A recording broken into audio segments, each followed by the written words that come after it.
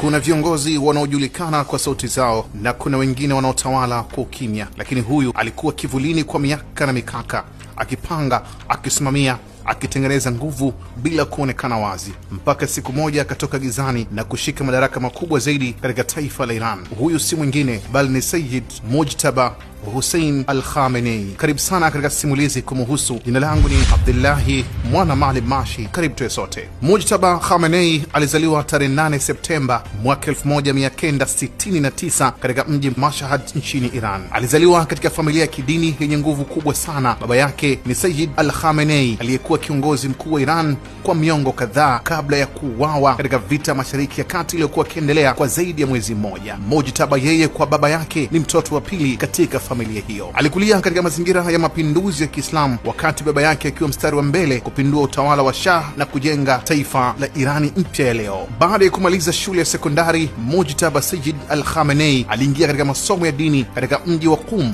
kitovu cha elimu ya Kiislamu ya Kishia. Alisoma fiqh, sheria za Kiislamu, na akafundishwa na wanazuoni wakubwa hadi kufikia kiwango cha kufundisha wanafunzi wengine. Kwa miaka mingi Mujtaba alikuwa mwalimu wa masomo ya juu ya dini, hili daraja ya juu sana katika ilmu ya Kiislamu. Akiwa na umri wa miaka 17 tu, Mujtaba aliingia katika jeshi la mapinduzi ya Iran IRGC na akashiriki katika vita vya Iran na Iraq mwishoni mwa miaka ya 1980. Hapo ndipo alipoanza kujenga uhusiano wa karibu sana na jeshi, hasa vikosi vya Basij ambavyo baadaye vilimpa nguvu kubwa ya kisiasa. Tofauti na viongozi wengine, Mujtaba hakupenda sana kuwa mbele ya kamera, lakini nyuma ya pazia alikuwa mtu mwenye ushawishi mkubwa sana. Kwa miaka mingi alifanya kazi ndani ya ofisi ya baba yake, akisimamia mambo ya kijeshi, usalama na intelijensia. Wachambuzi wengi walimuita mtu wa kivuli kwenye nguvu kubwa zaidi Iran. Alikuwa na ushawishi mkubwa katika jeshi la mapinduzi, IRGC, vikosi vya Basij, mfumo wa usalama wa taifa. Mujtaba Khamenei ameoa na ana watoto watatu. Mke wake anatoka katika familia ya kisiasa yenye ushawishi mkubwa nchini Iran. Kwa muda mrefu maisha yake ya familia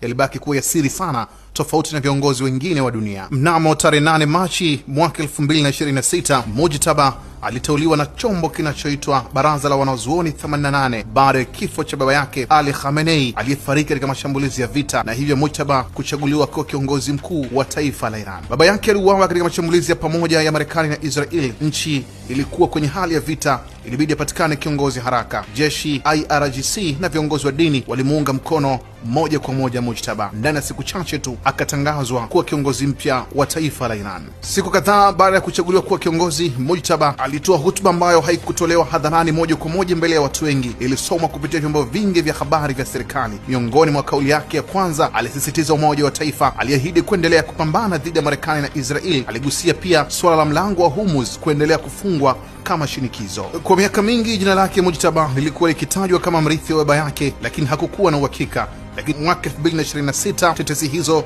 zikadhihiri baada ya kifo cha baba yake katika mashambulizi ya vita, na hapo ndipo safari yake ya kivuli ikawa hadharani. Mujtaba anajulikana kama kiongozi mwenye msimamo mkali, mwenye uhusiano mkubwa na jeshi, mtu wa siri na asiyejitokeza sana hadharani. Wengi wanaamini uongozi wake utakuwa mkali zaidi kisiasa, makini zaidi kijeshi na usioterereka kirahisi dhidi ya mataifa ya Magharibi. Tofauti ya Ali Khamenei, baba mzazi wa Mujtaba, na mwanawe Mujtaba katika uongozi, Ali Khamenei ni kiongozi wa kimfumo na wa muda mrefu. Yeye hutumia sana busara, subra na diplomasia. Anajulikana kwa kauli za hadharani na hutuba nyingi. Tofauti na mwanawe Mujtaba, yeye anaonekana kama kiongozi wa kivuli, nyuma ya pazia. Hutumia zaidi nguvu nyuma ya pazia. Mtindo wake ni mkali na wa moja kwa moja zaidi. Hapendi sana kutumia diplomasia. Yeye ni mkali na mwenye maamuzi ya haraka. Kifupi, Mujtaba katika uongozi anategemea zaidi nguvu kuliko diplomasia, tofauti na baba yake. Kifupi, baba alijenga mfumo, lakini mtoto ameonekana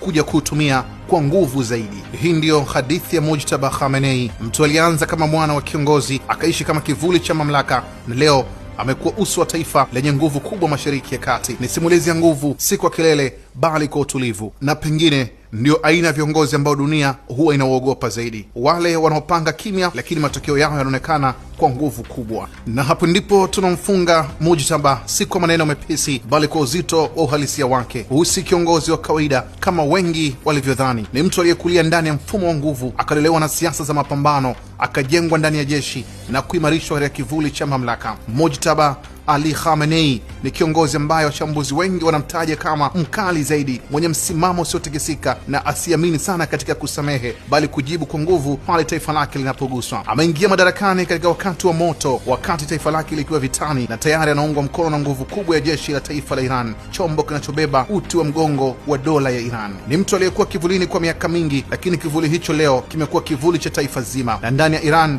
si siri tena.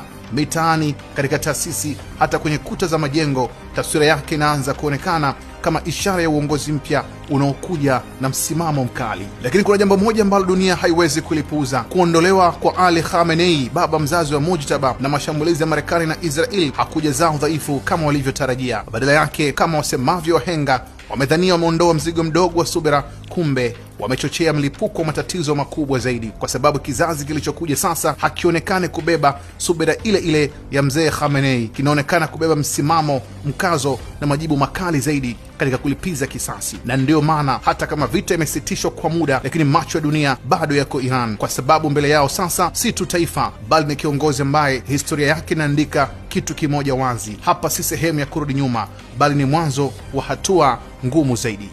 Abdullahi Mashi, Kishki TV.